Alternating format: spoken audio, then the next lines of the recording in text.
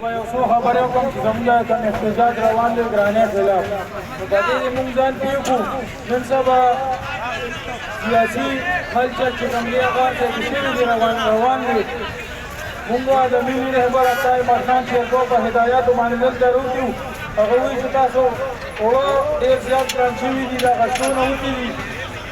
دا زموږ موجوده ایم این ایم شته ایم پی ایم شته کله وایي اسمبلی تحلیل کا چې بجلی لاړه شي وي دا شهباز شریف کړې ده چې راشي وي دا عمران خان کړې ده نو تاسو ته زما دا خواست دی چې سبا دا خلک چې کوم ایم پی ایم این ای دي چې دا راشي چې موږ یې په سکانډو په چپلو باندې وګورو په کوڅو کې ځکه چې پکار ده چې موږ له ایم پی ای راغلو موږ له دلته ایم این ای راغلو او موږ سره په دې ځای کې ولاړو چې زموږ د حق اواز یې اوچت کړو خو زموږ د بدقسمتۍ له داسې ایم پی ایګان دي چې هغه په 10 کاله کې زموږ په اسمبلی کې زموږ د عوامو لپاره اواز نشي اوچتولی نو موږ له ډېر زیات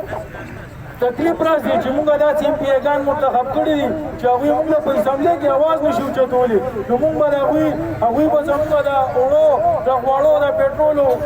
د ګرانۍ خلاف په هغوی زموږ څنګه اواز اوچتي نو دا یو څو خبرې وي ودرېږې چې څوک